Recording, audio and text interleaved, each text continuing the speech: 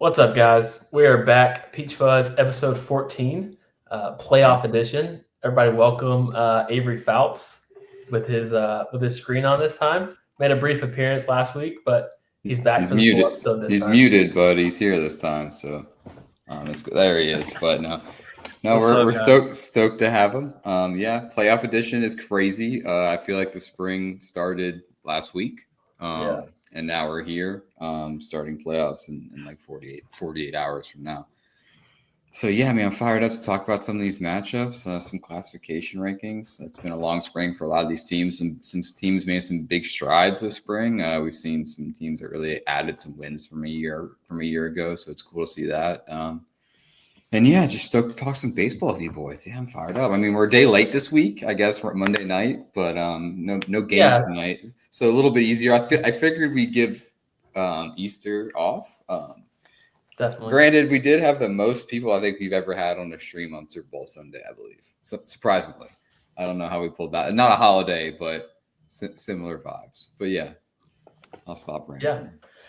No doubt. Well, first, we're going to jump into some quick little classification rankings. Just kind of go over kind of final that we just posted this morning, and then we'll jump right into 4A to 6A playoff brackets, and they're looking like a lot of fun. We just dropped our 6A and 5A playoff previews, so those were a lot of fun to put together. 6A, we highlighted what, 4 matchups? 3. Yeah, 4. 3, 6A, 4 and 6A, yeah, 4. So we highlighted 4 really big matchups that we kind of thought, which there's a lot of big ones in that 6A bracket first round. So we'll kind of touch on those. 5A, we didn't go as in depth. We did highlight some key matchups we're keeping our eyes on, but we did highlight some kind of sleeper type teams that we thought a bit more open. Yeah, for sure. Yeah, for sure. So we'll jump right into 6A rankings. Nothing too crazy. Actually, 0 changes this week in the final for the 6A. Everybody took care of business. West Forsyth, congrats, came out on top in the probably the craziest region in the state, just about nearly without question. They came out on top there. Everything kind of stayed the same. Nothing too crazy in 6A. Moving right on to 5A, just kind of wanted to highlight Northgate. I got to see them versus Noonan with a region title on the line, and Hayes McGinnis was great in that outing that I saw him. But man, Northgate, they're going to be a problem for the next few years, I think. They're super young. They started a sophomore on the mound. They brought in a freshman lefty right after that. So be on the lookout for Northgate. I think we'll touch on them later in the playoff when we look at the bracket. But that was a really fun matchup that we got to see to kind of end the season. And then Coffee still coming in at number 9.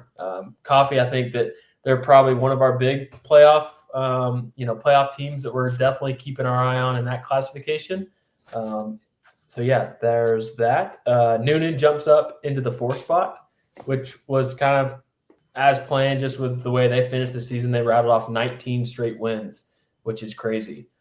Ian, I know you saw them early in the year too, and you were definitely high on them. No, for sure. And I mean, like, it's talking about 19 wins. I mean, there's a few teams now, and especially even in 5A, that just have made a push here to finish the year. I think Pope won 21 straight. I mean, no surprises there. Yeah, it's been crazy. And then I mentioned too, I got to see the Villarica South Paulding matchup. South Paulding did get that one that I was at. Carson and Dominic pitched a heck of a game, but those are going to be 2 really kind of scrappy lineups to keep an eye on in the playoffs. Moving on to 4A, Marist is rolling. I think they're kind of coming into the playoffs with a lot of steam. They move up into the 2 spot. Altoona and St. Pius just sticking right below them, still doing their same thing. And then Ware County, North Oconee, Ola rolling as well. Stars Mill, Wayne County, and Cartersville is kind of back in action. And you got to just see them. What are you thinking on them for the playoffs? I mean, I think they have a chance. I mean, they have 3 guys that can start, or they have some depth behind that. Experience too. Experience arms as well. They're all committed, all big-time arms. I mean, 4 out of 5 committed. The only uncommitted is Nate Russell, who just threw the school's first no-hitter a couple weeks ago as well. So they have arms. They have some bats that have really performed. Andrew Purdy's kind of like came into his own this year as the guy for them, with a lot of guys graduating from last year's state championship run team, or state championship game, I should say, losing in the final to Loganville there. But Yeah, I like it a lot. David Vargas, freshman for them, is going to play for them a lot, batting in the 2-hole, playing shortstop. I mean, the glove might be plus before we know it. It was really good in the first look, made a couple of really tough plays, looked routine, came through with a couple of hits, hit a few balls hard. And I just think they have the depth and the bats to really give any team trouble. And when you have 3 or 4 guys that can start any night of the week, I mean, that's what you Got need a to play chance. Yep. in a 3-game series. Exactly. So especially, I think Purdy finished the year with like 24 straight innings without an earned run. So that's pretty silly. And I think Russell's ERA for the year was sub 1. So I That's think, all. Yeah. Yeah. With those I mean, three, that'll with do those, it. So yeah, 3 experienced arms definitely keeps you in it. Well, moving right along, 3A, not a whole lot of changes. Harlem at the top. Shout out to them going undefeated in the regular season. Another insane run that they're putting on, playing some of their biggest competitors down that way, and continues to roll undefeated in the regular season. Then you got North Hall, Pickens, Peach County, Oconee County. Bluff moves up a couple spots. We'll talk about them more in the playoff section, but I think they're going to get rolling. Calvary Day, GAC, Troop, and then Trinity Christian. I think Trinity Christian and LaGrange split that last region series, so that was one that we kind of had circled. I was over that way, but was going to try to double up and sneak over there, but wasn't able to. And then 2A, Avery, I'll let you roll on. Wait, not yet. We'll go 1A. I'll let you talk about Providence here in a sec. But then 2A, nothing too crazy. Kind of same thing. North Cobb Christian finished their year in Vegas, beating some quality opponents. Stephen County got that series over Franklin, I believe. Oh, no, that was Prince Ave. Prince Ave got Stevens County, and then they got Franklin County the week before. So, yeah, those are going to be some teams to keep an eye on. And then 1A Division 1, same thing. Gordon Lee's rolling. Mount Parent bumps up a spot. Model, Wesleyan, Social Circle. And then Providence Christian, Avery, what you got on them? Yeah, I think it's kind of an arm barn over there. They brought out it was a sophomore right-hander, Kel Shellnut. He was only in for an inning, but he would top to 87 and just kind of looked unhittable. He had a really good slider to pair with the fastball. Yeah, arm looked really good. Santos Yeah, Wade. that's why. Yeah, Santos Wade had a big night. Destroyed some balls. Yeah, and then Reese Newberry, shorter commit. Yep. Really good night as well. And then they had a 6'7" first baseman, left-handed hitter, had 7 RBIs across the doubleheader. It was pretty wild. And then I also like their leadoff kid, Conrad Beasley, super twitchy switch hitter. Just kind of sets a tone at the top of the order. And then the arm that threw in the first game, Owen Harris, he's a uncommitted junior. He's had a really good pitch mix and actually threw a no-hitter across 4 innings of 1-run ball, and he struck out 7. And yeah, they're pretty deep squad for sure. Yeah, that's a huge region series sweep, right? They ended up sweeping Banks. Yes, sir. Yeah, that's a big one headed into the playoffs for them. So keep an eye on them. We kind of been watching them for a while, and that last series was kind of the key factor for them. But man, did they show out for sure. And then we got Jeff Davis, Pepperell, Fellowship, and Washington County rounding out 1A D1. And then Division 2, kind of the same, not a whole lot of changes. Lanier County jumps Irwin 1 spot, and ECI jumps Wilcox 1 spot. But yeah, quick little rundown. Let's get into these brackets. We'll flash it up there just for you guys to peek at as we go. But man, this first top left is kind of we were just talking about it. It's kind of wide open to a sense. You have Lowndes defending state championship in there, but I mean, they are down from recent years. The lineup's still there, obviously with Coleman, Lewis, and Kerrigan. But yeah, what you got on this top left quadrant, Ian? Yeah, I mean, like you mentioned, wide open. I mean, we could have a Final Four rematch in round 2 with Brooklyn and Grayson there. That's obviously could be anybody's ball game. Grayson is as quality 3 bats that you're going to find in that bracket as well. Cherokee, like you mentioned, against Lowndes. Reed Worley against anybody, honestly. You put that guy against anybody, and they have a chance to win. Obviously, they go up 1-0 in that series. It's a whole new series. And then if they pull that off, what kind of run could they make? You really don't know. Mill Creek has a very deep lineup that's going to impress against Westlake as well. And man, I really don't know if you can just say there's a favorite. Obviously, there's a 1 seed in this bracket, but it's hard to say there's a favorite looking at it right now on paper. There's going to be a lot of competitive ball games. It's going to be close. There's a lot of well-coached teams in this bracket. Obviously, a lot of coaches that we're close to as well in this bracket. So I think it's going to be anybody's ball game, and to see some of these matchups down the road, even in the first round, is going to be impressive. Yeah, I'd agree with that for sure. And we highlighted two of these matchups in our playoff preview that we just dropped a little bit ago, Lowndes and Cherokee, and then Brookwood and Denmark. And, like the Denmark, the youth, the young guys for them is where you kind of have the question mark for them in the playoffs, obviously with an experienced, Brookwood group. But, man, Denmark competes. Coach Cord does a great job with those guys. I'm assuming we'll see probably Powell, I think, game 1. And then, you got your 2 lefties that are going to compete with anybody. Sure. So I think they match up pretty well. I think the lineup is on paper, I think it's pretty comparable down the line. Obviously there's going to be some more veteran bats in the Brookwood lineup, but I think bat the ball with the type of a batter ball profile some of these guys offer, it's pretty similar. And Jason pretty high. Yeah, Jason Williams is on a huge tear to end the year too, so that's a big upper class leadership piece for them coming into the playoffs. But yeah, we kept looking at this one. I'm like, man, this is going to shake things up right away. Avery, any hot takes? You can't say Grayson. We know you're a Grayson guy. We know you're a Grayson guy. We talked about it last time. Landon Arroyos made the best play you've ever seen, and you were hooked ever since. I'm telling you, dude, that was what set him off. That was the move. Any takes on this part of the bracket? You can't count them out, but no, I think they could make some noise. Yeah. I love Mason Archie at the top. He's always hits. Yeah, I think on that lineup as well. Boomer Rojazinski went on a massive tear to finish the year as well. I think he led Brookwood in almost every offensive category throughout the year. Stetson Kmet Jr., one of the leaders for this club. Obviously, Maddox's younger brother, 27, is going to be big for them on both sides of the ball. Hasn't had a ton of innings on the mound this year, so I think that's a guy who can be a weapon for them, maybe out of the pen when they have some of their arms behind guys like Christian Mendez and Marshall Jackson, who's really stepped up this year, and obviously Joe Soto, who's a big left-handed arm for them as well. They have 3 guys that can start every night.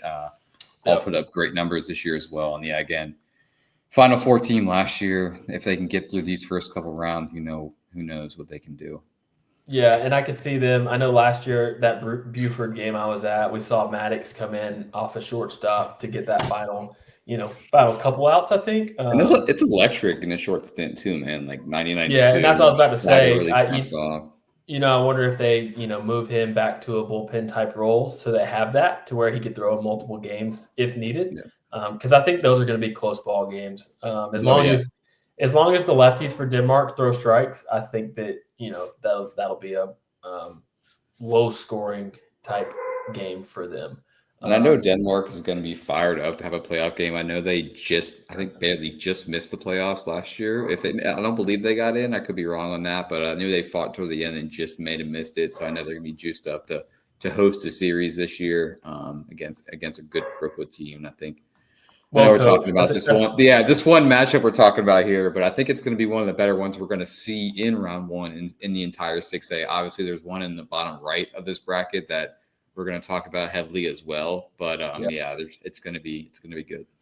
Yeah, for sure. And just to touch on that Cherokee Lowndes matchup, it kind of goes without saying that's a rematch from a few years back. I know Cherokee had to travel down there and they fought some weather and some super late night games. So I think that Coach Thomas and those guys, man, they play so well together. I think that's going to be a huge coach matchup as well between Coach Page and Coach Thomas. Keep an eye on that game. I don't know if we'll be down there for that one or not, but it's definitely gonna be a good one to see. Moving on to this bottom left. Obviously we see Etowah mixed in here, so We won't talk about them first, but talk about this Mountain View Carrollton series. We like guys on both teams. We liked Carrollton coming into the year.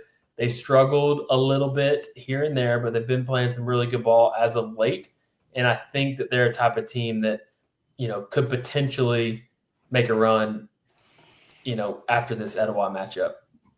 Yeah, I mean, obviously to win round one, to get a team like Etowah and possibly potentially in round two is tough. To see that on the schedule, but Carrollton, we were bullish on the lineup coming into the year, and it's performed as well. Obviously, they had the stretch where they weren't scoring a ton of runs, and that's obviously when things went south a little bit. But they turned it around the end of the year. They have a tough matchup in Mountain View, who's been led by a guy we're really high on, Andrew Breck, who's kind of did a little bit of everything for that club this year. They had a few seniors on that team. Julian Hayes is one, a few others as well that really stepped up for that squad, and I think. If this depending on how game one goes for either team, I think this has a chance to be a game 3 series really, really easily. I mean, they're fairly evenly matched. I think unless the Carrollton Bats can take off in game one, I think this is going to be one that's going to go down to the wire. Obviously, looking ahead, if they can get past round 2, that's a miracle. With Etowah probably being the favorite as a defending 6A state champion. I mean, in the entire bracket, let alone as just a second round opponent. But, yeah, it's hard not to. Yeah, for sure. Yeah, but I mean, looking even below that, I mean, North Atlanta Parkview. I think that environment is going to be one of the best environments we're going to have in the first round. Eli Pitts returning to Parkview, obviously at North Atlanta now, had a really good year, getting a lot of MLB draft interest. The South Florida commit has had a great spring, but I think that's going to be great. I think that North Atlanta team is well coached. They have a couple of junior bats. Jackson Allen, a sophomore, has really stepped up for them. What a big numbers. I saw he was above 500. It rakes, man. Dude, I think I saw him 3 times this year, and he might have had 8 hits over the 3 games. Yeah, I think he finished like 512 or right under it maybe on the year, which is crazy. Big Willie on the show this night, or checking in tonight on the podcast. Good to see. But yeah, that's a team that's been fun to watch. Dustin Rovac behind the plate, showing some power every time I've seen him. He's went backside a few times, sent a ball nearly out at Denmark when I went to that game as well. Who else is on Dallas Peoples again in the outfield? Big for them as well. Northwest Florida commit. I mean, I believe I could be wrong. No, Pensacola State. I could be wrong there. Pensacola State. But yeah, that's a team that's well coached. If they get the pitching at the top, they have a few good lefties and Luke Yano and a couple guys behind him. If they could pitch well, I think they can get Parkview a lot of trouble. Obviously, Malachi Washington has had the year he's had with, I think 12 bombs, which is silly. Our guy, future gamer LSU commit, really had one of the best springs out of anybody in any class in the state this year. So Andreas Jimenez had a huge outing last week. Yeah. Obviously, Avery, you were there. I know you were juiced to see that. I think probably the most fired up I've ever seen Andreas in a matchup, and to back it up and to pitch like he did. I think he hit some PRs on the mound in that game as well. So that was huge. And if they can get those kind of starts from him in the playoffs behind a steady Eddie like Porter Berryman, I think they're obviously as good as anybody you're going to find in 6A. Yeah, no, I definitely agree with that one. And Carrollton, too, just to touch on back then, we've been seeing Caleb Binion. Looks like he's swinging it really well right now. 3 or 4 bombs in the last couple weeks for him. And then Gunnar Foken as well. I think he's hit a couple balls out. And then you can't count out Caleb Hudson with the way he competes and, hitting close to 500 on the year, over 400, I should say. That's going to be a fun one for sure. And like you said, Parkview. Anybody else in that Parkview lineup, Avery, that you're kind of they need them to kind of step up behind Malachi and who else we got? Bryce Carter, Mendez, Miles Norman. Anybody that you saw in that game? Yeah, I was gonna say Mendez. He can hit. Mendez can hit. Yeah, sorry, it's cutting out, but yeah, I was gonna say Mendez. He really showed well. Trying to think. Did anybody throw after Jimenez in that matchup? It was Monty Ford. Oh, okay, gotcha. Yeah, I saw where. Yeah, definitely. Their game 3 guy, JT. What is it? Reitenhauer. Wittenauer. Wittenauer. Yeah, I was looking at some numbers earlier. Man, he's had a really good year. It's like mid-2 ERA. Not sure if he's lost a game yet this year. So that's definitely one to keep an eye if that one goes game 3. And then Hillgrove too. I like that Hillgrove Grovetown matchup. Hillgrove's been playing some good baseball. I think that should see them in that next round. I mean, Hillgrove I'm going to find their schedule real quick. The schedule they've had to deal with this year is going to help them a lot in the playoffs. They've had to face everybody. I mean, I think they finished the year with Etowah. It was their last game of the year, I believe. They had Houston County. And Avery, Houston County on the schedule. Carroll, I got to walk off Maris. this week. Like the schedule they've had to face this year is pretty silly. Before region play, it was Carrollton, Alatoona, Maris, Loganville, and Noonan, and then you start region play with McEachern when Chubb bumps 97. You know, like it's been a brutal one for the region for them. They finished with 19 wins. Obviously, their end of the year with North Paulding, Centennial, Lanier, Holy Innocents, and Etowah. You know, like battle tested as much as you can get. There's a lot of guys that have that gamer personality in that lineup. Obviously, it's led by Kennesaw State commit Avery Wilson, somebody we've talked about on the show already. But guys like Donovan Dorch has been huge for them as well this year. A few other guys, Dylan Onroe. Yeah, Boykin's getting up there now. Boykin's getting up there. Yep. Both the Hicks brothers are hitting every game. I think Bryson had the walk-off when you were there, Avery, or Chase. Yeah. So, I mean, they hit when I was there. They both had doubles off of who did they both rake up? They both hit pull side doubles in the game as I was at. So they're always going to hit. The lineup's very deep. They got some good mid-80s arms that are going to compete, and I'm talking about either starting or in the bullpen. So I think that's going to help them down the stretch as well. And if they can get past that first round matchup and then have a tough one in round 2, but they're going to compete and they're going to go out there and give you a well-coached ball club. Yeah, I like Jordan Walker, uncommitted 26. Yeah, dude, another bat. Really good bat. Walker's really good, can run. I think he's a left-handed hitter at the top of the lineup, so it's good to see that. And then I got to show some love to Aiden Moore, their ace. Dude, kind of chased him around in the summer. And I know you saw me in the spring. It's good, man, and it's like just scratching the surface too. Like it's like 3 pitches. He spins it up to 91, 92, I believe. He might have bumped a little higher this spring in some outings. To fast arm from a low slot, starting to throw more strikes as well. So I think that's a guy who has a real chance. Probably outperformed Chubb in that matchup if you really want to say so. I think gave up no runs in that outing, so I think he's a guy to really watch as this team steps it up in the playoffs. Yeah, and that's like obviously everybody kind of has their ace that they rely on, but getting that game 1, there's so much momentum in that, especially if you're at your home park. It's so tough to come back and win 2 in a row. So yeah, everybody's itching for that game 1, most definitely. Good stuff on that left-hand side of the bracket. Like we said, it's that top left's a toss-up. We'll see if anybody can beat Etowah, and then we'll move on over to the right side. You got Archer versus Harrison, Peachtree Ridge, West Forsyth, Colquitt versus Walton, Decula versus East Coweta. Man, same thing here. I think it's on paper it looks like it's probably Walton or East Coweta's to lose, but man, Colquitt coming up playing Walton. Colquitt's in that tough region. Went 16-14, 10-5 in region. Well coached, and Coach Strickland that was at TCC last year that made a big playoff run. So that's kind of a matchup that I'm looking at. Kind of a fun one where a South Georgia team gets to come up and play a Metro Atlanta team. But anything else, Ian? What you seeing on this one?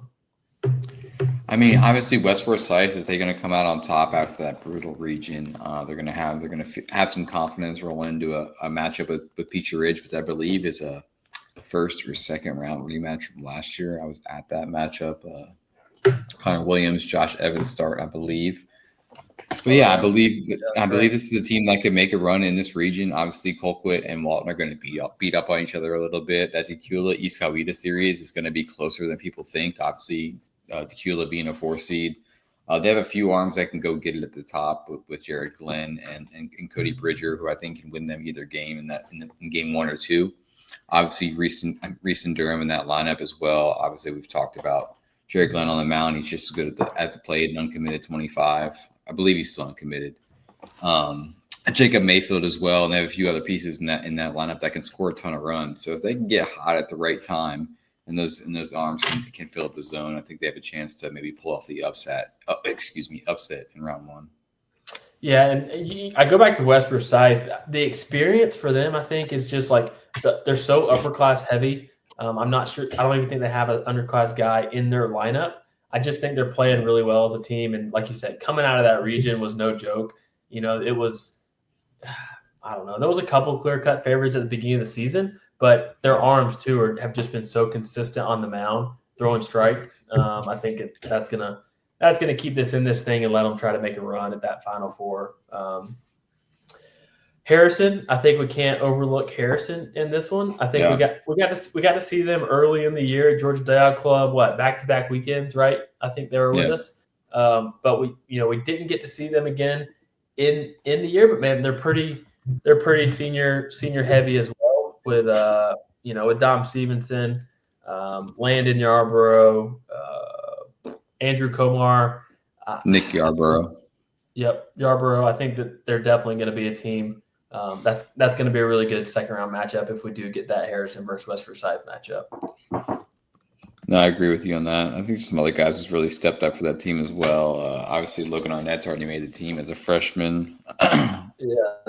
Micah Knox has been big for them. Xavier Hill as well has been big. I think they're a team that really made a huge jump last year, so they understand what it takes to win. I think they're going to compete. Obviously, that Archer team will be ready to play as well, a coach team there as well. But yeah, I think I've talked to a few coaches that played Harrison this year that said they were one of the better teams they played. That just really faced a tough hand in some of their losses. So I think, obviously that's a team to watch in that top half of the bracket. Yeah, that's what I was just looking at. A lot of, quality teams, high scoring games in some of them. So I think if they could get a couple guys step up on the mound, I think they could maybe see it past that second round. And two, just think about not having Colin White and Jack Johnson. Imagine if they had those two guys. Huge. If they played different ball games. So for sure. Avery, any takes on this side? I don't know who all you've seen. You saw East Coweta a little bit. East Coweta. I think it was early in March or halfway through March. But the lefty threw well. Logan Wynn. He's a good arm for them. They're just a really well coached group, kind of gritty lineup put together after. Yeah. And that plays in the playoffs. Kind of paces the offense. Yeah. Sweet. Yeah, for sure. Chances of CJ Rivera. They've just got kind of guys all around that do a little bit of everything. Jacob Gonzalez got some juice too. Yeah, he was big. He looked good at Battle for Bartow. He took some really speed. Good yeah, definitely. All right, we'll move on to the last little quadrant here. We'll just go straight to it. North Paulding versus Tift. I think this is the biggest matchup in the bracket.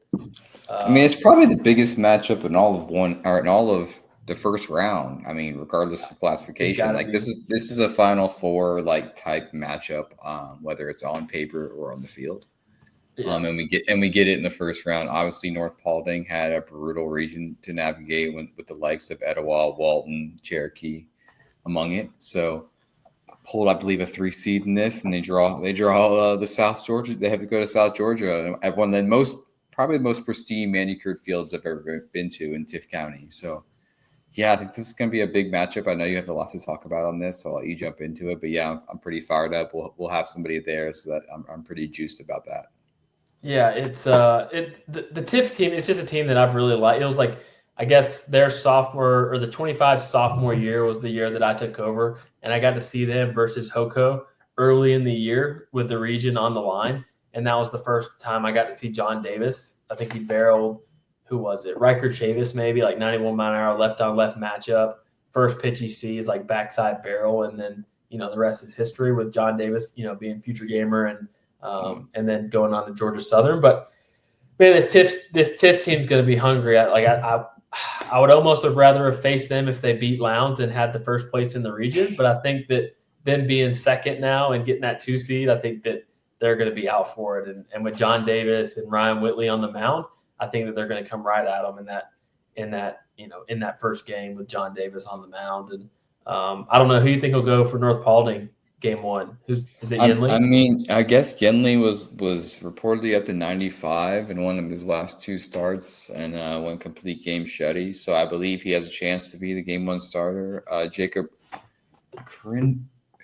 Krinvanek, I don't. I mean, I'm obviously probably butchering that. A sophomore lefty has been huge for them. Obviously, he has a chance to get the game one start as well. If they can get his start with him, get a win early, I think that'll be huge for the confidence. I think losing Lucas Fargo early in the year to an injury was tough. I don't know if he's returned yet or not. That's information I need to find out. But I still think they have the pitching to compete. I think either whether it's Yenli or Jacob, I think they're gonna have a chance to win game one or two.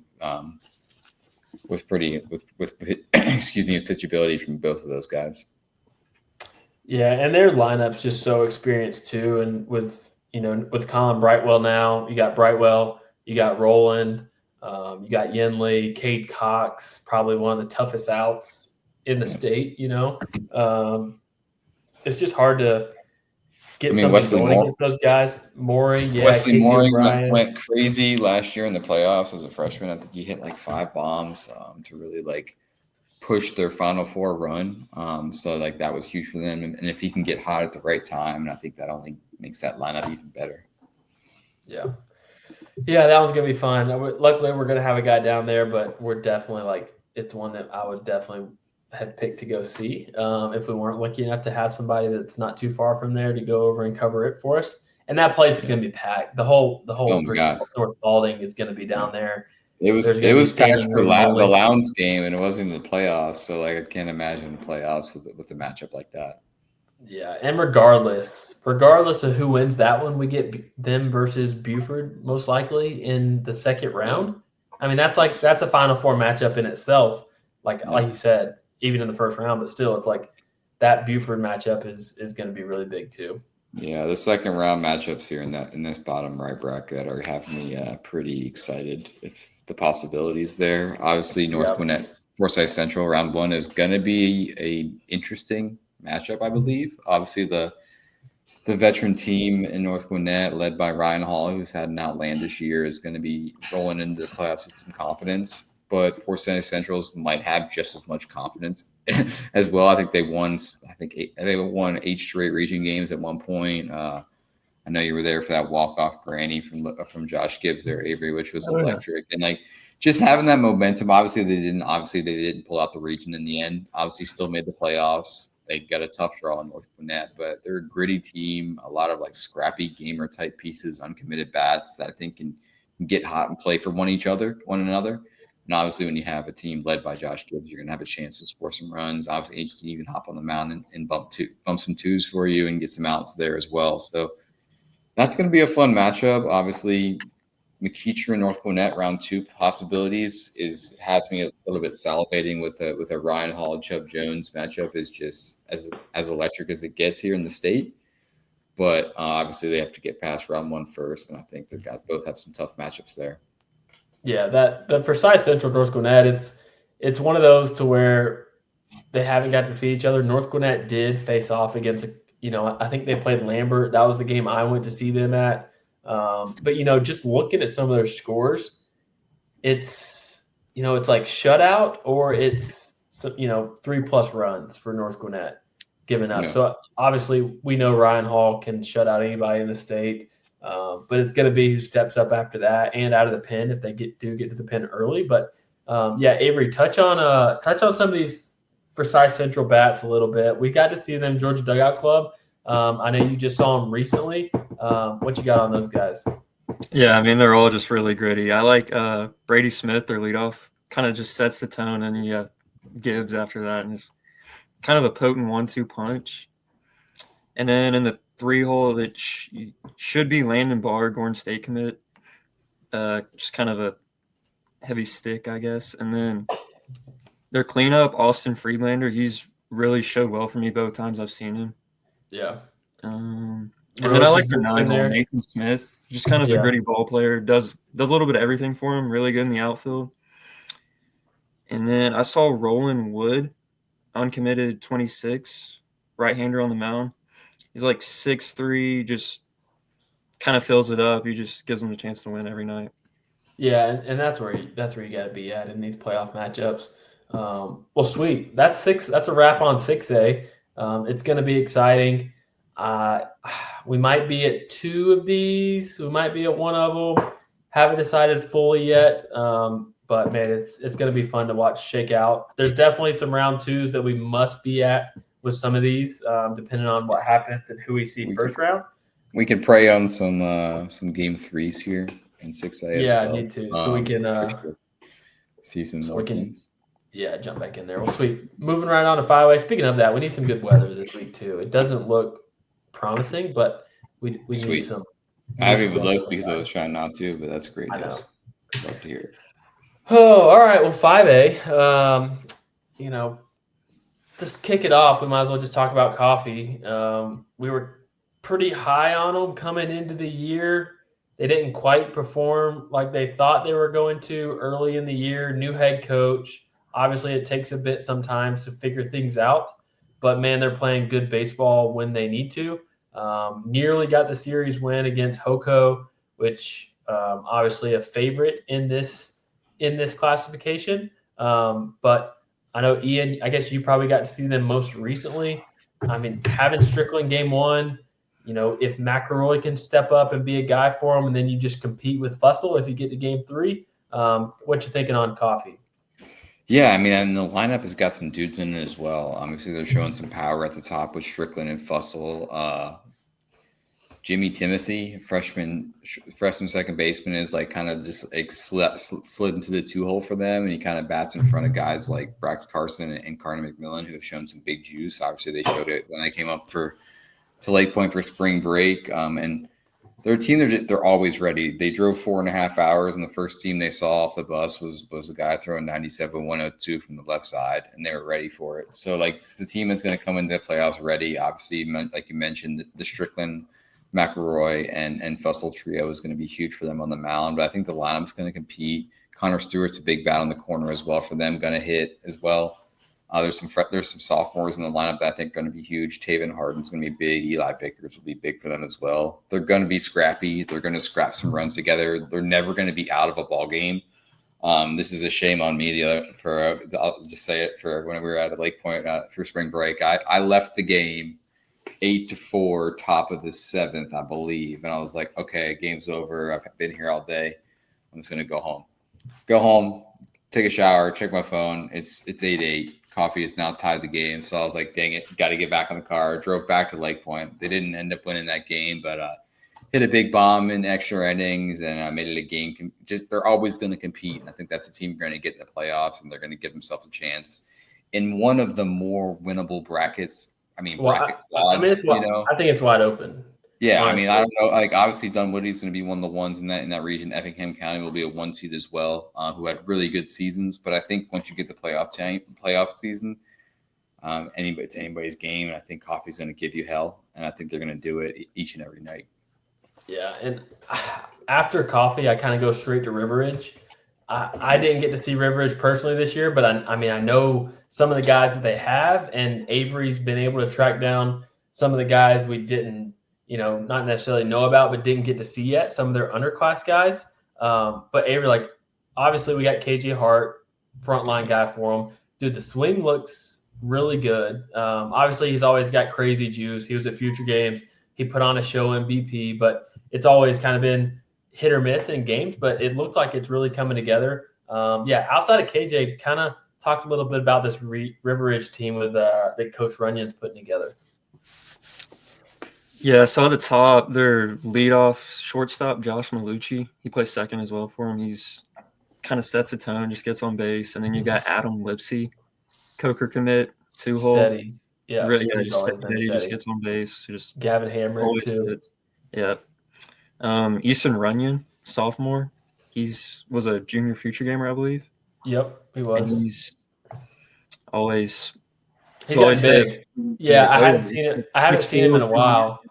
Yeah, his dad's 6'4". His dad's not a small human either. So big time basketball too. Him and his brother Zeb. Mm-hmm. Is Zeb still on the team at all, or is he just focused on basketball? Because he did play baseball. Pitches. I haven't seen him play, but I think I've seen him in the dugout. Could be wrong. Gotcha. I knew he committed. I think he committed basketball somewhere. Yes, sir. Yeah.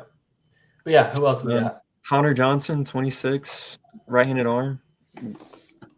Had a really good night, kind of a controversial no-hitter. but it was pretty electric stuff. That's what we love here. And It looked then, like Hunter Holier's been a big bat for Yes, them sir, that yeah. stepped up. yeah, Hunter Hollier, he's hit for me when I saw them against Riverwood too, so he's been steady as well. I'm trying to think if there's anybody missing. I think that kind of rounds it out. I Yeah. touched on Gavin Hamrick. He's back in there. I guess he's in there somewhere, right? Yes, sir. And then their catcher, Austin Karwowski. I don't know if I'm probably butchering that, but Yeah. he's he had a grand slam for me against Riverwood. So They kind of have two polar opposites on the mound to a sense. You know, you have like a big, not really max effort, but higher velo guy in KJ Hart, and then they come at you with Will Schmidt, like low 80s strike thrower that's going to compete with anybody. Had some massive games over the summer. Dude can get some outs with a wood bat for sure. Obviously in high school season too, but Piedmont commit for them. So yeah, keep an eye on that River Ridge team. They had a really good run in region play and finished second in that region, right? Yeah, because it was Pope, River Ridge, Lassiter, Creekview. So yeah, keep an eye on River Ridge. I think that they're a team that could definitely shake some things up in that quadrant there. Anything else on those guys? Didn't get a chance to get down to see Effingham County. We were hoping to get down there versus Harlem. I think Harlem did beat them 2 games, but they're obviously a team to keep an eye on. East Paulding, we got to see them earlier in the year. Georgia Dugout Club, kind of a scrappier lineup. Who we got in there? I'm blanking on his name. We'll bat. That was a junior future gamer. But yeah, moving right along. Bottom left side. Newton is obviously kind of the highlight, number 1 seed, I would say kind of favorite in this bracket. Obviously, Ian, you got to see them a ton early in the year. Hayes McGinnis, Dax Gilby, Caden Truitt, a lot of guys that can really hit in that lineup.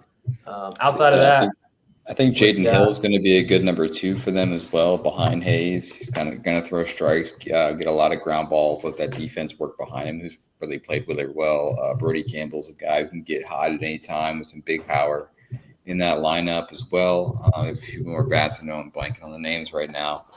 But I think they're a team that has a chance. Obviously, they might have a really tough matchup in round 2 with Lassiter, a team that I just saw the other day, and a team that I think has a chance to make a run if they get hot at the right time. Obviously, they have a tough matchup with Roswell in round 1, and obviously Noonan in round 2, but they have 3 arms at the top with Daryl McDowell and William Whitlock and Cade Lindsay that can get a ton of outs. Lindsay's made a huge jump this spring up to 91. Was up to 88, 89 the other night through strikes. Mixed in a 3-pitch mix. Big 6'3", left-handed arm on the mound. Has some left-handed power at the plate as well for them. Con Montgomery's a guy you saw earlier in the year. Huddy's showed really well the other night. Yep. Yeah, swinging it really well, playing really good at third base for them as well, becoming like kind of middle of the order bat for that team, and just has guys around him with a lot of uncommitted seniors that are kind of providing security for him to see pitches, and he's kind of thriving in that role. Yeah, and Coach Rusty knows how to win in the playoffs too. It seems like he's been there quite a few years, it seems like. And then looking at that South Paulding, I just got to see them. Obviously, they're going to come at you with a dominant game 1 who's can beat pretty much anybody when he's on. But man, Glenn Academy, that's not an easy matchup in round 1. A team that we didn't get a chance to see this year, but we know they're led by Wesley Robertson, LSU commit for them. I think he's doing a little bit of everything for them this year. I saw him at shortstop at one point. I saw him starting on the mound at one point. 19-10 on the year, 9-4 in that region. So probably wasn't exactly the year they were hoping for, but obviously they're in there. They have a chance now. Outside of Wesley, there's guys like Kai Orr, underclassmen for them, a couple other guys that we've seen in the past. But Habersham Central is a team that I got to see that, they have Maverick Chitwood throwing for them, leading off. Lee County. Ethan Wheeler. Yep, Ethan Wheeler. Well. Micah Huff looked like he's hit a couple bombs as of recent. So they're a scrappy little team that can probably put it together too. And they face a tough Lee County team that's in that tough region with Hoko, Coffee, TCC. So Dura Butler leads those guys. We know that guy all too well. He'll throw all 3 games if he has to. That's the guy, man. And he's gonna go play. He'll go play 2 football games the same day if you need him to as well, and hit in one of them. So Jared does it all. South Georgia grinder right there. He's been to quite a few events. Committed.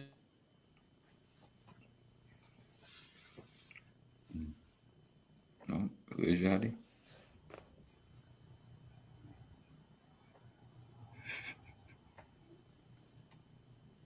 Hold on. You went blank, Huddy. I might have lost you there. Hold on. Let's see here. Nope. Still nothing. I wonder what happened there.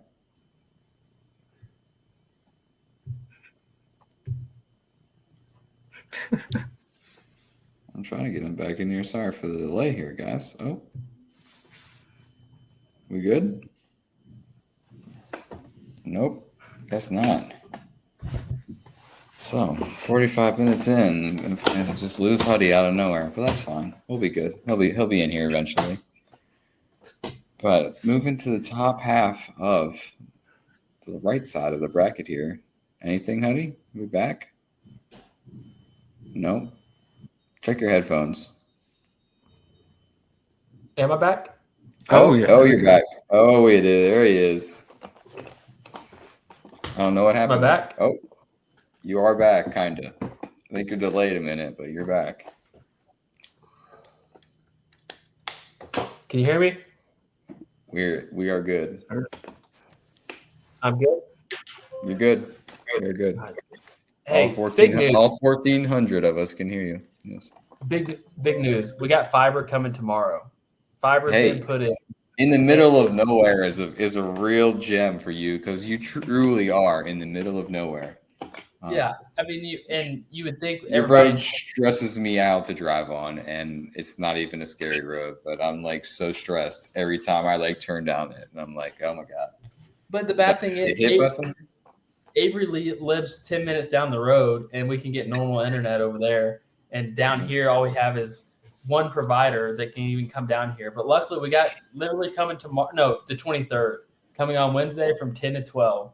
So we should be good from here on out. Apologize for the mishap there. It looked like I was fine. I don't know what happened. Yeah, I don't know what happened. You were like cruising, and it just like went blank out of nowhere. Just drops. It'll just randomly drop. I'll have to go unplug, restart the modem. So yeah, apologize for that, guys. We'll get right into this. We'll get moving. We still got 4A to do.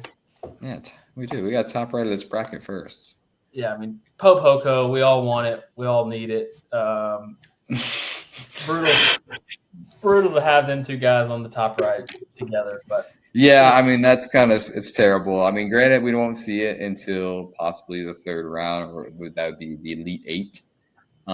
But it's brutal for that region. It's kind of hard to pick a favorite outside of those 2 teams. We talked about Northgate a little earlier. I know you want to talk about them a little bit more.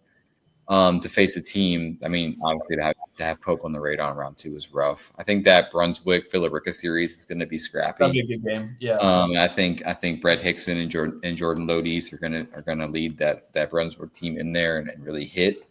Obviously, Villarica can hit as well. Henry Brookshire has been a guy that we've really kind of fell in love with over recently. Continues to show up in big settings and hit the ball hard. So I think that's going to be a really fun matchup. Obviously, Villarica's won a ton of ball games the last few years, so they're going to come in there with a ton of confidence. But Brunswick's going to be ready to play. They've had a tough region I think they were in the same region as Glenn, I believe. Effingham County as well. Effingham County as well. So yeah, they face some tough squads. So I think that's going to be a fun series. One of the more open series in that region, outside of possibly Northgate Lakeside. Yeah, definitely. I agree with that. I think that obviously the highlights there, the Pope and Hoko, but everybody's 0-0. We talked about that. We put it in. For sure. I mean, you obviously want to see these matchups and people are good on paper, but things can change overnight. Obviously, It's baseball. Anybody can win on a given night, but you have to just look at some of these favorites, and it's hard not to think about the matchups. Yeah, yep. Easy enough. Easy said and done on that one. That one's pretty cut and dry. Brunswick, Villarica, going to be a really fun game. Moving on to the last quad here in 5A. You go straight to Loganville.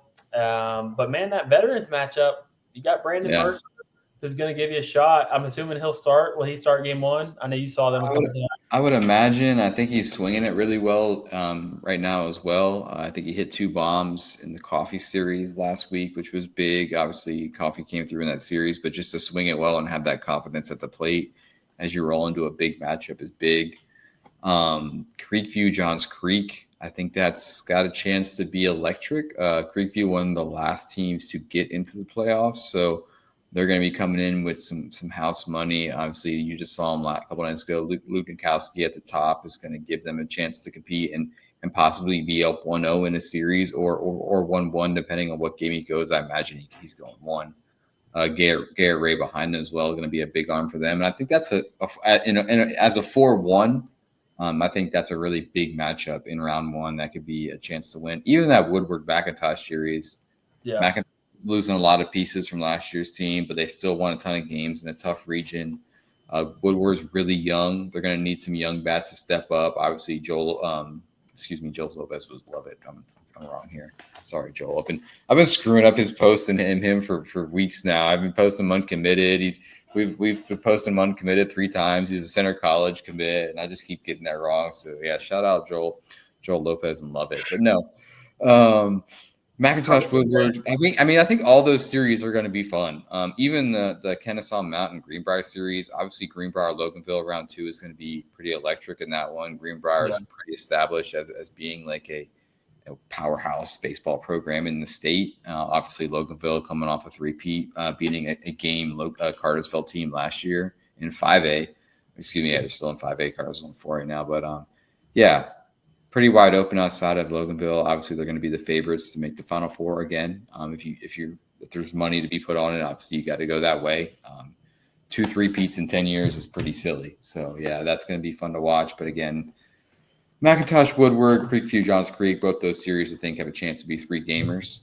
And then that next round is wide open. Whoever wins either one of those series, so they're going to be playing together. So yeah, that's fun. And then you get regardless of talent, I think Loganville just comes down to it's Loganville. They know how to win games. I got to see them early in the year against Habersham Central. They're going to give you Jordan Johnson and Jake Bolin. Bolin being one of the more consistent arms that we've seen. Keeps sticking up too, man. He tags me in some posts over the spring, which I love. I mean, I appreciate everybody who does that every time. It fires me up to see that. But I think it was early in the spring. It was like 86, 87. Then he was bumping 88s. And I saw recently he was topping out at 90. So he's making that slow climb, throwing strikes, winning big games. And again, I talked about confidence a lot in this show tonight, but you need it at this time of the year. So being able to pitch well while you're making these big strides at the same time is huge as you compete for your team in a big spot. Yeah, and then lefties, you got the 2 lefties, Aiden Gorbett and Caden Howell, who have been really big for them. And then you got Trip Sapp, that's typically over at third base the day Bolin pitches, freshman for them. You got Palmer behind the dish, sophomore that's been playing really well. But yeah, fellow Creekview alums here with Avery and I, so we won't give them too much love. We're glad to see them get back into the playoffs. But like you said, dude, they have the arms. They have the arms to get it done. We just need, Jackson Stanley leads their lineup. He had a great senior year. Young Harris commit, batted like 450 on the year. So they got to have some pieces get put together behind him. And I could see, they can make a little run at this thing with Luke. Shout out to that Young Harris 2025 recruiting class. Man, does that group have a chance to go to school and do something special over the next couple of years together? There is so much talent in that group now. You got every time we talk about teams, Young Harris commit, and it's a 25er that's going there, and it's going to be good in a few years. I think all those kids are very good kids that are going to play well together. So I think that group, as a freshman group, when they get to school, will be pretty fun to watch over the next 2 to 3 years. Yeah, definitely. Couldn't agree more there. Moving right along to 4A, we'll get this thing rolling. Almost been going an hour here. We'll finish up with all 4A. What did you expect? The playoffs? We could do this all night long if we needed to. And we're gonna go 3A to 1A tomorrow.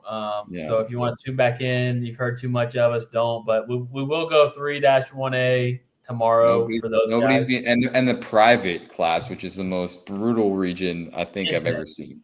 It's the worst bracket ever. Like everybody got screwed in that bracket. I mean, like I know you guys have your thoughts on it, but wow, there's some matchups in that we're going to spend 20 minutes on, I feel like.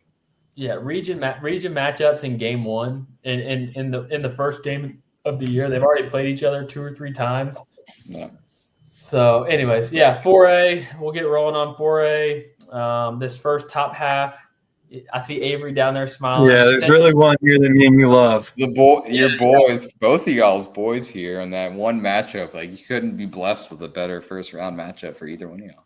Yeah, Central Maynard Jackson. Maynard Jackson's coming off of a region title, undefeated in region play. Avery, you saw them early. What's going to get them past that first round against Central, another team that we really like? I mean, man, they're going to hit. It's just, do they have the arms to kind of – I mean, I know they have Tyler Dunn, I think is their SP1, and then they've got Charlie Schroep, junior for them, mid-80s, and then Thornton Wilder. I would imagine would be their 3. So I mean, I think that's the biggest question. But I mean, I think Dunn's been on a run as of late. A couple of really big starts for them down the stretch to really give himself some get him on a roll as he moves into the playoffs. I believe he is their one for sure, and I think he had like a complete game shutout recently as well. So that's always going to be huge as you move into the end of region play and move into a matchup like this with a team like Central. Yeah, I think, like you said, I think they match up really well from a lineup perspective. I think it's pretty similar. Central's lineup is pretty dynamic with Grant Chafin, Jake Ivester. 2 guys that can really, really run. That can be threats on the bases. They're gonna turn singles into doubles. They're gonna go get it in the outfield. I know you saw Ivester have a really good game. Chafin, I saw them first game of the year, and he looked great. You got Asher Allen and Bradley Willingham up the middle for them, 2 more freshmen. So I think it's going to come down to pitching or who just scores more runs. So it's going to be a fun one for sure. I'm eyeing that one most definitely. This is going to be jumping for sure. I think that Jones County Flowery Branch is going to be a high scoring, fun series as well. I think the pitching might be behind the bats in that matchup, but I think both teams are going to really hit. That's really going to come down. Same with that Dalton Kell series. I think obviously Kell has the pitching edge in that series, but both teams should hit. Charles Chappelle at the top for Dalton is a monster bat. Asher Renfro is hitting really well as well. Kane Woods, I saw the other night against Cartersville, look awesome. 2028 second baseman, also QB1 for them. Really, really big frame, 6'2", going to grow into his body, showing some bat-to-ball skills, really good hands to the zone. I think he has a chance to really be big for them at the top of the lineup as they face a team with guys like Zach Simmons and blanking now here. Brand. Oh yeah, Evan Brand here as well on the mound. There we go. Sorry. And I believe if they get Caleb back as well, that'll be huge. But I don't know if he's healthy for that matchup. Yeah, that'll be a good one. And then outside of that, Wayne County, it's hard not to mention them with the year that they're having. We got to see them at Georgia Dugout Club early in the year. They got some pieces. We didn't get to see Logan Scarborough on the mound at all for them, but he's a big righty. They had a big senior. Avery, was that you that saw him? That senior up to like 1991. Eli Grantham. He was really good.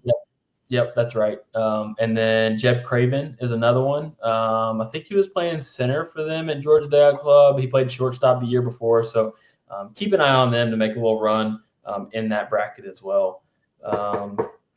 Moving on to the bottom left. I love this bracket, man. This quad of the bracket. I think there's fun matchups throughout.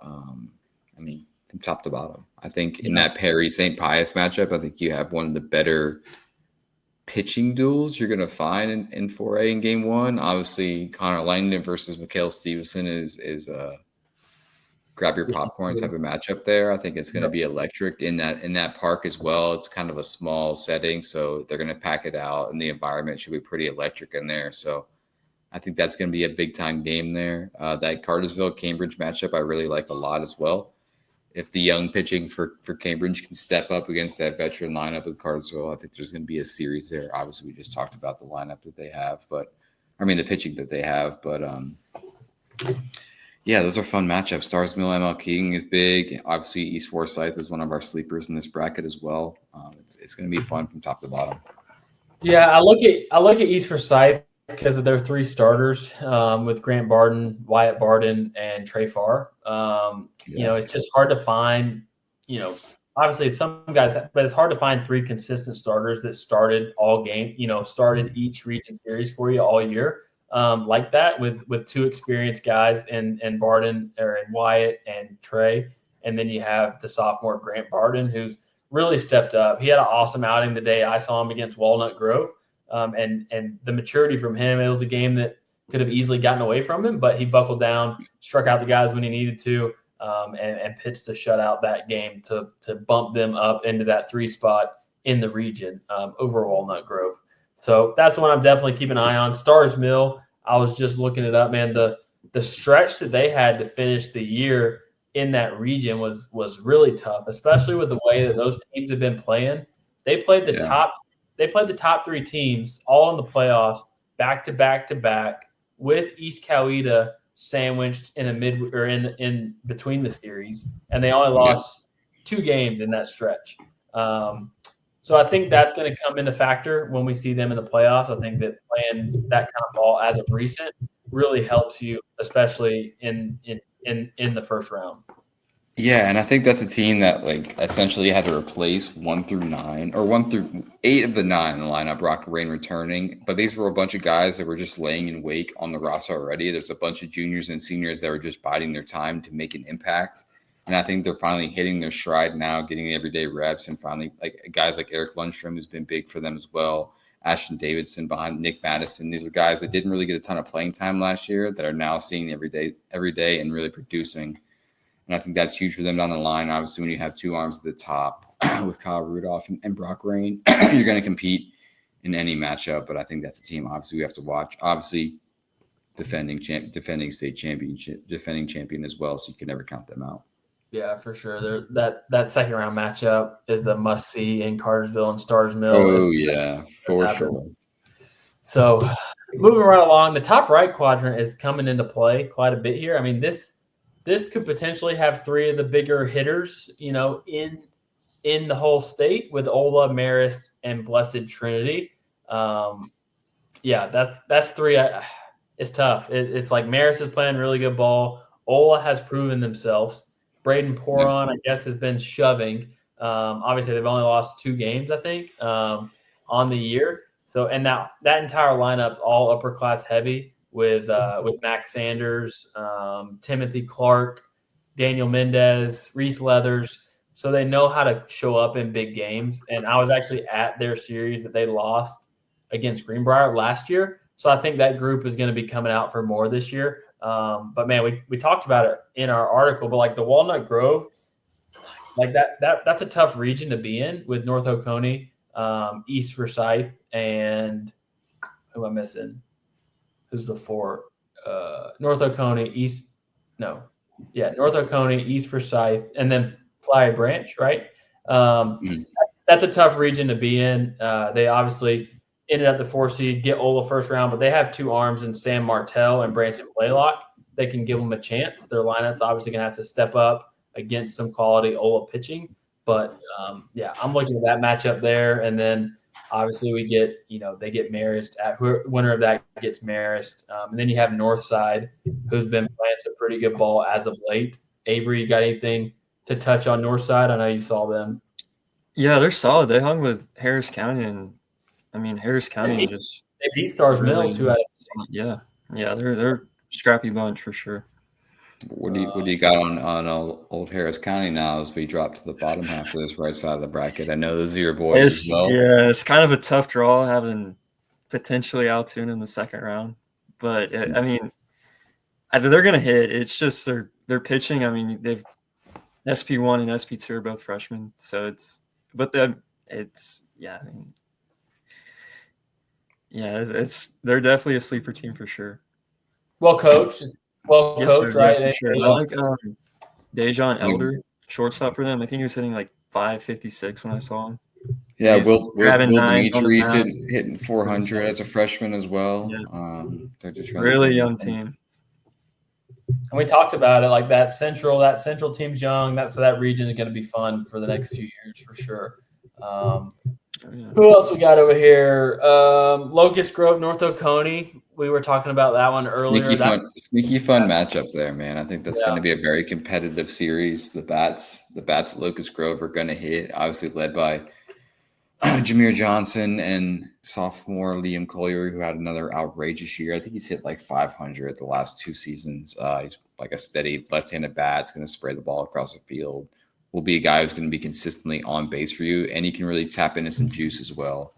He's a guy who could step up in the playoffs against a team like North Oconee, who has a couple quality arms. Obviously, Noah Allen there, the Ole Miss commit, and then behind that, guys like Ryan Trout, who I saw early in the year, spins it as well as anybody that competes, who might just like pop up one day and be sitting 88, 92. Like you just never knew it. Like he's just like super skinny, going to grow into his body and just this whippy arm that sits like 84, 87. But like one day the velo's going to pop and it might be the grossest stuff in the class.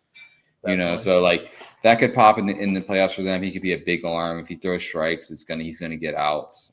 That's gonna be a tough series. Like I mentioned, the Locust Grove bats are big. Christian Cologne at the top of the rotation as well can win them a game. Obviously, the Noah Allen matchup, possibly with Cologne in game 1, will be huge. Whoever can win that matchup will have the upper hand in the series, of course. But I think it's a fun one, man. I think Altoona, obviously, we've talked about them a lot recently. Cooper Underwood's been on the tear of all tears. He has some big arms behind him. Cohen Bohannon can really pitch as well. The lineup is deep. It's a bunch of veteran battle-tested bats as well. Some young guys are stepping up. Parker Hope, we mentioned, I think, last week or a week before, who's been big for them. Yeah, it's a fun matchup here, and probably in the Elite Eight there with potentially North Oconee and Altoona if everything goes to plan. Yeah, and looking at Ware County a little bit, one of us didn't get a chance to see them, but our guy that we've had in South Georgia watching some games, he actually got to see them, and out of the teams he saw, he saw Perry quite a bit, he saw West Lawrence, he saw Veterans. Ware was like one of the teams that he kind of talked highly of. Played really clean baseball, well coached. So keep an eye on them. They're led by, let's see, duo Bryce Dixon and Slade Sweat on the mound. And both of those guys really fill up the zone, mid to upper 80s for them. And then they have Evan Joyner, USC Aiken commit, who's a shortstop pitcher for them, two-way guy. It's going to be one of their go-to guys on the mound as well. So keep an eye on them. They're super senior heavy. Couple juniors in the mix, so yeah. See how Ware County matches up. If depending on that Locust Grove North Oconee, we'll really see where they stand. Yeah. In this bracket. So, yeah. Any other crazy hot takes we got? We're not making too many claims on here. We're giving the information as it is. We're not doing the hot take stuff. I mean, granted, Final Four stuff, Elite Eight, you might hear us make some prediction in games after you know what a team looks like after a couple of rounds in the playoffs. But yeah, everybody's 0-0 right now. It's a brand new ball game. Season is starting on the 23rd. So yeah, all these, right? 4A through 6A is all the 23rd. Correct. Sweet. So yeah, we'll get our last few decisions in. We'll see where us three are going. Like I said, we'll have a guy at North Paulding versus Tift, and we'll kind of see where we're going to be at. Maynard Jackson Central looks like a favorite. Carrollton might be mixed in there with that Breck matchup, but we'll see. We'll take a look, see where we're at, and then like I said, we'll get rolling on 1 through 3A tomorrow. If you want to jump back on 7 p.m. again. We'll do it all over again through to 1A, throw that private classification in there. Yeah, I'm excited to talk about that classification. It's pretty stupid. 3A too, yeah. I mean, yeah, there's some matchups like later in the bracket that are going to be must-see TV. Yeah, we could potentially get Pickens Harlem early. We could potentially get Pickett or North Hall versus Bluff early, which would be a really good one. So we'll go over all of that tomorrow. Be sure to check out our 6A preview article that we just dropped. We put some time in on that the last couple of days. 5A dropped as well right before the podcast got started. 4A will drop here shortly. I'll throw it up there probably for 8:30. So be sure to check those out. Anything More else? content this week. Yeah, it's going to continue to roll. Obviously, we're going to be 8 games, so expect the playoff scout blog to get started this week as well. All upper class and underclass teams are coming out. Obviously, those are going to be a mix of season performances and guys we have seen. Obviously, we've seen over 200 plus games as a group, so it's not like we're out here just making rash decisions on just guys we have no information on. So expect those teams. Obviously, everybody likes to see that to make it all team. We're going to be doing freshmen through seniors of the year. Obviously, we'll have a player of the year at the end of everything, but I wanted to do something different as well with these all upper and all under teams with our freshman and sophomore of the year. So that's something to look forward to as well. So yeah, the content is going to be hot and heavy this week. We're fired up to watching playoff baseball. I know you guys are too. And I really appreciate the 1,923 of y'all for sitting down with us for an hour and 11 minutes and letting us ramble about 3 classifications. Yeah, a lot of stuff to get in there. Don't forget top prospect games. Underclass probably got a week or so left, and it'll be sold out. Upper class, we still got some spots. Uncommitted 26s. Be sure to check got some guys I need to reach out to. Obviously, some guys I've seen in the last few weeks I've talked to as well. So yeah, there's some invites that are still going to be coming out for top prospect. Obviously, some guys have shown out that haven't gotten an invite yet, but your time is coming. Yep, no doubt. Avery, thanks for joining us. Be sure to say what's up to Avery at the games when you see him. He's running back. Hardest worker we got for sure. And yeah, he's totally off topic, but I got to show some love to my guy, Fuller Moorish at Woodstock. He's kind of had a ridiculous last ever day. Man himself, yeah, for sure. Got a bomb for you. What was that? River Ridge matchup, right? Yes, sir. Yeah, and I think he's kind of one of the more underlooked in the 25 prep catching class. So it's definitely a name to keep an eye on. For sure, and we get scout. He gets some scout love too. We got a couple guys that we stay in touch with that work really hard down in the South. So yeah, don't be surprised if we see him somewhere one day and Avery's quote tweeting this tweet of him hitting a bomb last week and saying, "I told you." On the backfields playing minor league ball. I've been chasing him around since the spring, but yeah, super humble kid too. That's my guy. Yeah, definitely. Well, sweet guys, thanks for joining. Enjoyed chatting on 6A to 4A. Got 3A to 1A coming next week, tomorrow. Gonna feel like with everything we got going. Yeah, it's gonna fly by. So sweet. Yep. Awesome guys. Appreciate Thanks. See you guys tomorrow.